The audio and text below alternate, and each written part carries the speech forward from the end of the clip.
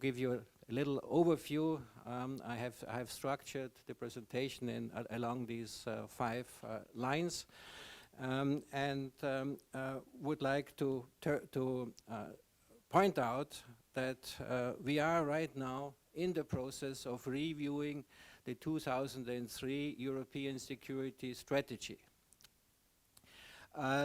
If you look at the title which was given at the time, you see a secure Europe in a better world. That was 2003. Now we are working on a concept which is called a new EU global strategy, and a sort of subtitle, unofficial subtitle, is already a more connected, contested, and complex world. You see already in comparing these two titles that we think that we are in a different ball game. When we were in 2003, that was the time right after the Iraq war.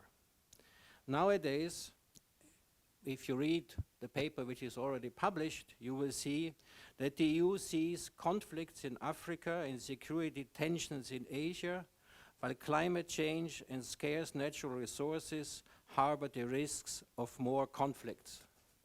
So the tone compared to 2003 is a different one. However, also comparing today with 2003, Asia's importance has increased since 2003 in terms of economic weight and dynamics, security, as well as through the rise of China, causing change in the regional balance of power with the potential of global implications. Thus, first, Asia is in a transition period. The power relationships change primarily, but not exclusively, between the US and China. And second, there's competition for a new international and regional system where the grown rules-based order is under siege and defended by those who have a stake in it. The EU is a specially qualified non-state actor with institutional limitations, but also with institutional assets, which we have, which national states don't have, has to calibrate its policy to play a role which can be decisive in its core areas of competence and weight, in particular its smart power anchored in economic power, which you have kindly outlined, so I don't have to repeat the usual and the known phase of the European Union, but also in the security implications. Therefore, when I compare these situations, we need a more joined-up approach, leveraging in particular the EU's trade and development policies, while creating synergies between internal and external policies, which has the potential of strengthening the EU's role as a security actor and a security provider beyond crisis and conflict management. To this end, the EU's approach to foreign and security policy also has to change, and therefore we are working on the global strategy. We have to move away from ad hoc reactions to strategic planning, from words to deeds, from putting out fires to securing the environment. I think as a union of postmodern states, security has become comprehensive in scope and content, and it is far more, security is far more than just the absence of war or military conflict. Today's threat scenarios are multidimensional, occur inside and outside the Union, and are often global in nature. Therefore, the reply which we have tried to formulate and to give has to be, as it is called nowadays, across the board, or comprehensive, or all government. These are the terms which are used. Therefore, the High Representative has launched a process to rethink this policy and to prioritize goals and objectives together with the EU institutions, the member states, the foreign policy community, and the wider public to develop a genuinely common and EU global strategy. That's very important to have in mind, because in EU foreign policy is only an EU foreign policy if we have all 28 member states on board, if we can make use of the guidance and the ideas developed in the European External Action Service to service the High Representative, and that we also have the buy-in of the Commission services, because it's them who are in charge of trade policy, of agricultural policy, of development policy. So that's a rather complex process, as you can imagine, and that's what we have to do, because otherwise we cannot deliver. So we know the challenge, and we have to go for it. The EU also has a strong interest in Asia, not only economically, but also politically, and thereby in security, as the EU is vulnerable to ramifications of underlying political and security tensions. The times are gone where geography protects you. Geography is no longer protection. A major conflict has repercussions, and that's not the one-way street. The problems which we have in Ukraine or the Crimean Peninsula with the system of sanctions imposed on Russia has ramifications on Asia. Japan, for example, as a G7 country, has joined in. So if there's a problem, and I will come to it in the South China Sea, where more than 50% of trade between the European Union and Asia is passing, we would have a problem. We would have a problem if the security situation on the Korean Peninsula gets out of hand. So we cannot say we are far away, it's not our interest, and at the same side, Asia cannot say, well, these Europeans have a problem, we don't care. You care, we care. Therefore, to have this generally common policy, we have to make sure that we can use all these instruments which I mentioned, because otherwise we cannot deliver what is normally called soft power, and even less smart power, because that's also a development which we have to see, that we find the right policy mix to add hard power to a certain extent to soft power. Therefore, we have to highlight a little bit what I call the S and Ds in our European security and defense policy in reply to the challenges which are posed by the return of geopolitics.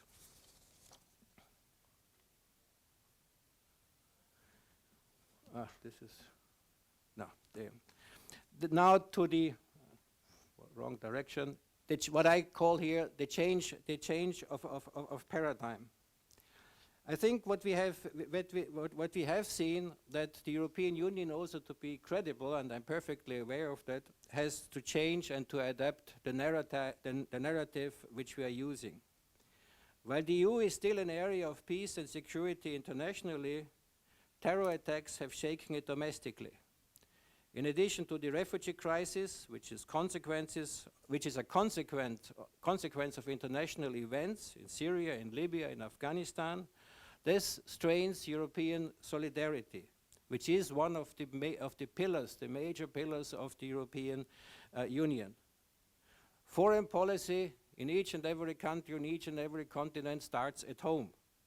And therefore, the EU's power of projection is diminishing if we don't have our house in order, which applies to any other actor too. Therefore, the soft power needs to be associated with a certain degree of hard power. That might sound surprising for the European Union, but I think we are already doing it. We are doing it off the coast of Africa, Horn of Africa, in the Operation Atalanta. There you see always 7 to 8 military vessels under the command of an admiral, but it is an EU operation. You have the cooperation in that area of military vessels from China as well as from Japan. They don't talk to each other directly, but we are the relay. So that also is a sort of confidence building measure. So I think this is an area where we have to do more, where we have to work, and I will come back to it again to make sure that we make use of all the policy instruments which are at our disposal, and to have this comprehensive approach. Therefore, we have to meet the regional expectations, and we have to explain the policy direction which we want to take. So the European policy making has to focus more and more on security-related measures instead of the former market and economic-driven narrative. That's what I call a change of paradigm, which we have to do step by step, and that's exactly what we would like to do in formulating this new policy. Now, let me have a quick look on the situation in Asia, the developments in Asia. The starting point is rather clear. Economic security and demographic trends all lead to a growing importance of wider Asia in the system. So that has to be the starting point for everybody. This is also the reason why other major powers, like the United States, has pivoted to Asia. So I always like to say we didn't have to pivot or to rebalance to Asia because we have never left Asia. So that's a slight difference, but we have always done it with different means. You have mentioned it. The European Union is, for each and every Asian country, either the number 1, 2, or 3 of import, export, and for investment. I mean, this is a very strong footprint, but we have now to see how can we make use of it. Not to forget the ODA, which I have already mentioned. We are also in the situation that you experience here, as we do, a slowdown of the economic strength in China. So if 60% of the growth worldwide comes from the Asia Pacific in total, and if you have a strong reduction in the Chinese economic engine, then you will feel it first, but we will feel it too.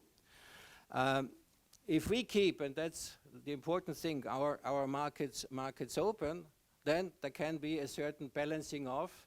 However, it will be a challenge to do that. In security terms, we have, of course, the maritime disputes at which we are looking in the East and South China Sea. I have already mentioned the Korean Peninsula. We are aware of Afghanistan. Insecurity is global in nature. I think that's a premises on which one has to build any strategy which is trying to achieve stability. So all the major issues which we see worldwide, migration, piracy, cyber, they have all effects on Europe as well as on Asia. And I think that's also very much the issue that we try to find common solutions. The economics and security situation is of course interlocked, and that's what is called here in Asia very often the Asia paradox. A good economic relationships and not so good political relationships. That has worked more or less, but it doesn't work all the time. Also in the Japan-China relationship, there was dramatic downturn of minus 40% of air passenger, for example, for a period of 3 to 4 times. There was a drop in investment. So the paradox works, but the paradox might also turn once into a normal situation. So I think that's also something which we have to be aware of. Now, based on this very short look at Asia, let me give you now a few priorities which I would see which we have to deal with in this year and also in the years to come. Well, China obviously is a major factor, and within the European Union we have started a process to develop a new China paper, policy paper. The last one goes back to 2006. So it also needs an update, And we also have to see that it fits with all the other programs which we already have, like the 2020 work program. So we have to find also a certain mix between the economic issues, which are important, but there are also the political issues which are important. So to find the right mix between economic policy, a principled policy, having the political interest, that's what is called statecraft. And that's something where we have to work on, which is not always easy, because there you have to see that you keep all the 28 member states on board. We do have, however, and that's especially in foreign policy important, a very good cooperation with China in many areas. If I think of the agreement which the European Union could broker with Iran, there China was a very strong supporter. We also had a partnership in Paris when we had the climate change conference, where contrary to what we have seen in Copenhagen a few years back, there was a close cooperation, and that has contributed also to the success. We have a lot of discussion and cooperation in peacekeeping operation. China has said we will come forward, we will engage more in the United Nations and with the peacekeeping. Well, and if you look at the European operations, then we are very strongly engaged in Africa. So there, the peacekeepers from China will meet the ones with Europe. For us, I think it is important to find this mix. That, of course, also translates into the fields of economics. Economics is still the basis for the European Union. And there we see in Asia a picture of a lot of different agreements, regional agreements, bilateral agreements, and also the European Union is engaged in these negotiations.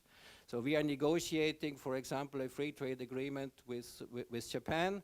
We already have one in place with Korea. We are negotiating an investment agreement with China, and we are in negotiations with most of the ASEAN countries, and we always have in mind that at the end of the day we would like to have a regional agreement between the European Union and ASEAN. So that also remains on the agenda. We will of course have a few difficult nuts to crack. We have to see how do we work in the Asia Infrastructure Investment Bank. We will have to crack at one moment the nut what to do with the market economy status. We have to crack the nut how is the development of the human rights situation. Of course, we look what is going on in Hong Kong. Of course, we know what is going on in China.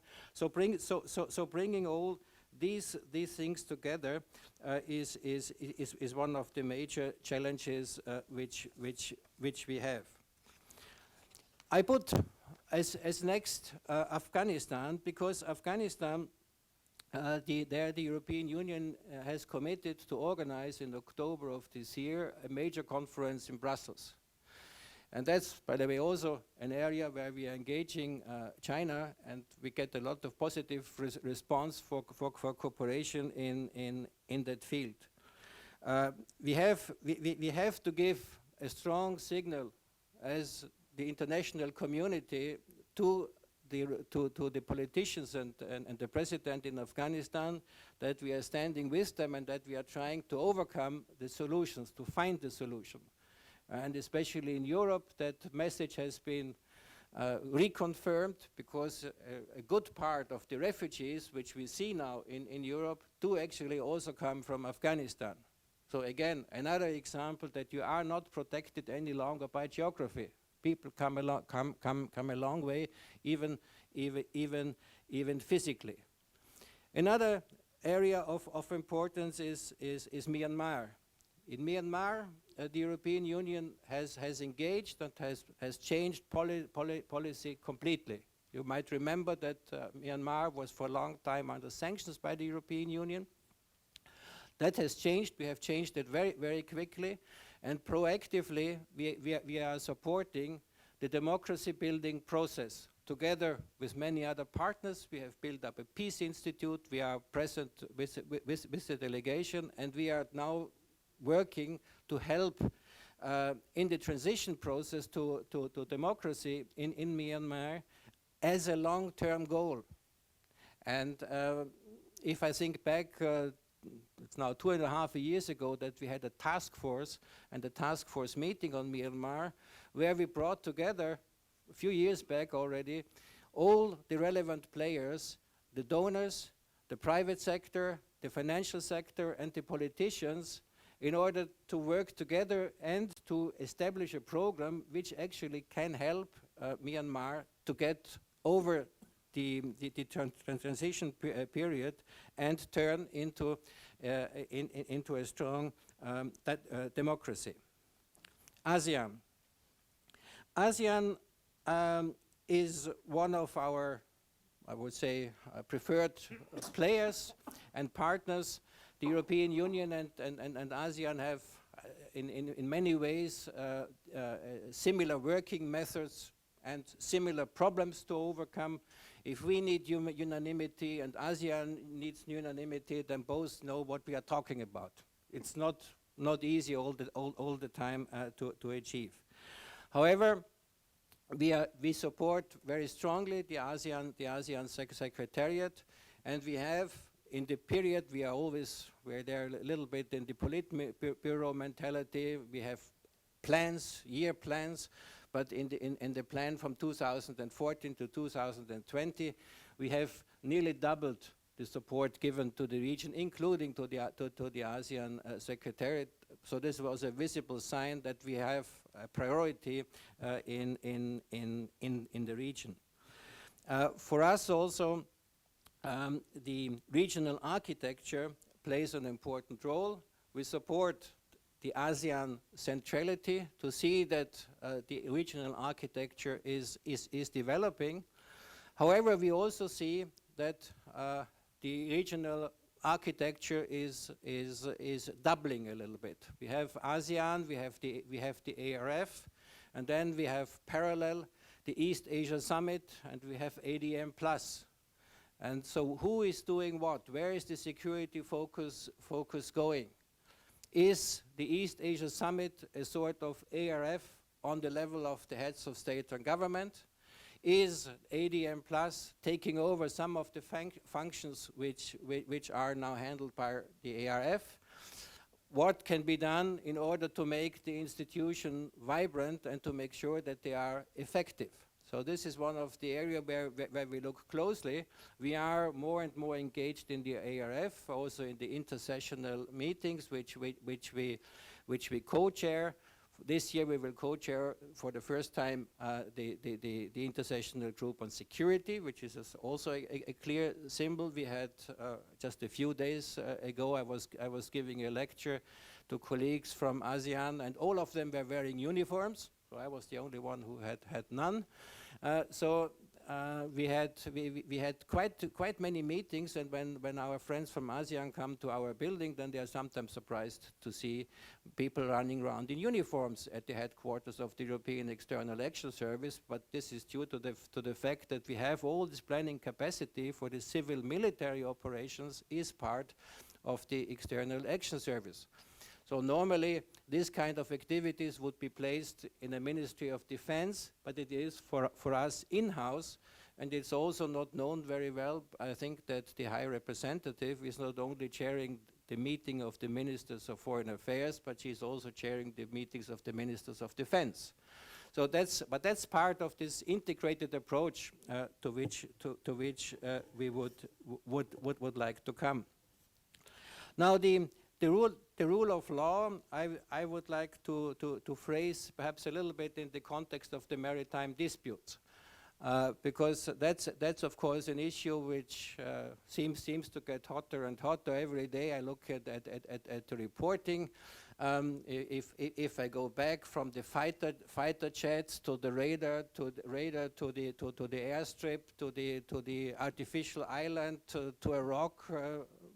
So now I was running through 2 years, but that's an incredible speed if you look at it the other direction. The Philippines have asked the tribunal in The Hague to come up with an arbitration case, which we expect sometimes in May or June to be published. Well, that's in the past we have always said that we are in favor that all these disputes are settled according to diplomatic means, in line with international law, including UNCLOS, the United Nations Convention on the Law of the Sea, and that should all be done in an amenable manner, not through the use of force or threat of the use of force. In that context, I always like to remember that, or remind that the European Union has joined in 2012 the Treaty of Amity of Cooperation about the cooperation in this area. So we are not alien, but we even have a legal stake, because if I am a signatory to a treaty, then I have each and every right to talk about the content of that treaty. And if you bother to read the Treaty of Amity Cooperation once in a while, you will see that all the nice principles, which are now negotiated also as part of this code of conduct, which hopefully will develop, the principles are all there.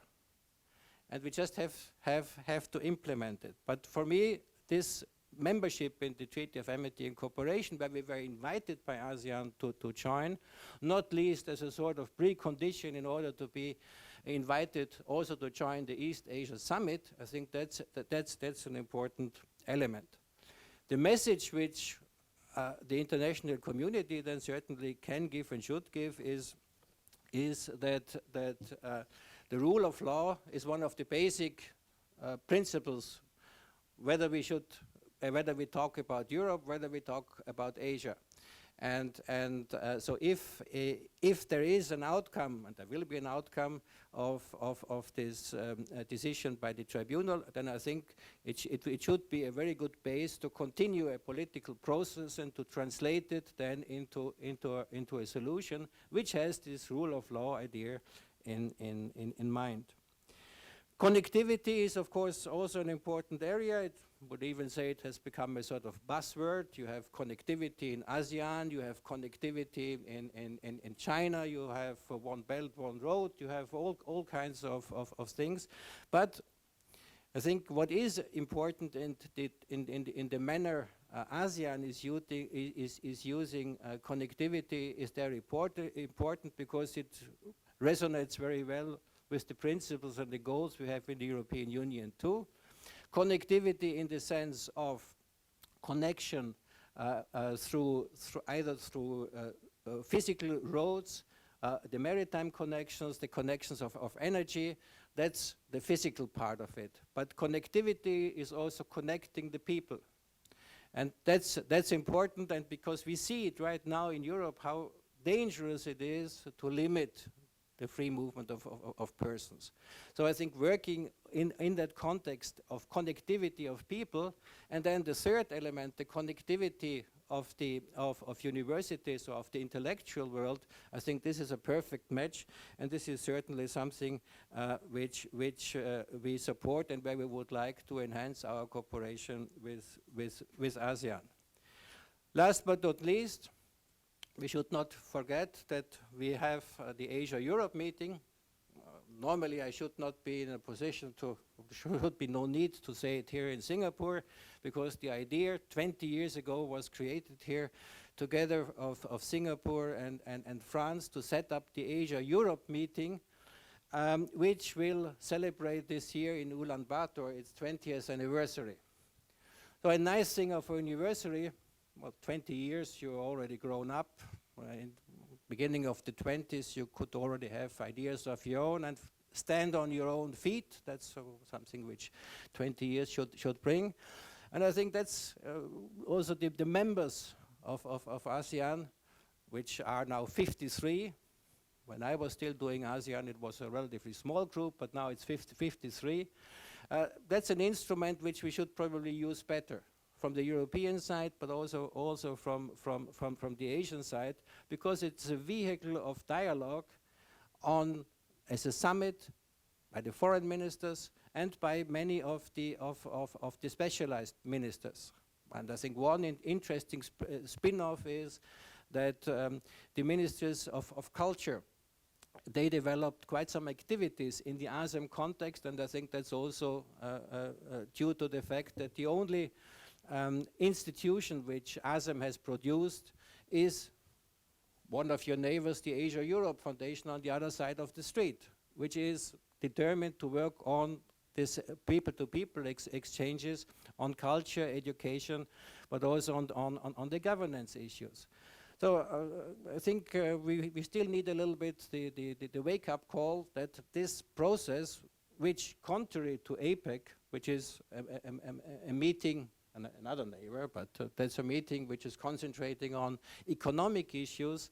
ASEM has always had the goal to be more comprehensive, to have a political and economic and this people-to-people pillar. I think that's exactly what we are now trying to drive, a comprehensive agenda, comprehensive agenda which we have given ourselves 20 years ago, and I think therefore it's about time that we take it serious and that we implement what we have decided 20 years ago. Well, that brings me to the end. Perhaps let me offer you as a comprehensive conclusion. I think what we have to do is to develop this focused approach, drawing on the one hand on the strengths and the experience and on the know-how which we have governed in trying to combine all these policies, because we all have to face more and more transnational challenges. Terrorism, I haven't mentioned it yet, is of course a big one. I was just yesterday in Indonesia, and we also talked about that. So this is a challenge, and that brings us more and more to this security focus. So just to bring it together, strengthening, and I think I put that somewhere here. Yes, strengthening. We have to strengthen the regional security, working and upholding the rule of law, particular, but not only in the South China Sea, to be aware that the order which we have jointly built up since the end of the Second World War is to a certain extent under besiege. We have to work to fostering the global commons. There it's climate change, it's cyberspace and space security, all areas where only transnational cooperation can work. And we have also to see that the safeguardings of the EU's interests, because we also have to sell our politics at home. So I think that's the art which each and every politician has to meet, to face, and therefore we have to leveraging the EU policies. And I think leveraging the different EU policies, I've mentioned that the trade policy, the traffic policy, the agricultural policy, the science cooperation, science diplomacy, all that are the instruments which we need to work concretely with the individual countries.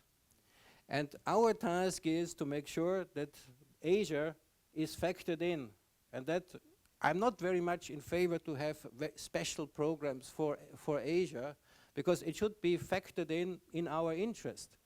And therefore this increased importance should actually lead automatically to more attention, and I think the comprehensive approach is the best one we can have, because it opens doors, individual doors, to different countries. I don't want to have a policy which is the same for all, but if I have the different policy tools which I can make use of, I can use that which is relevant for a specific country. Thank you.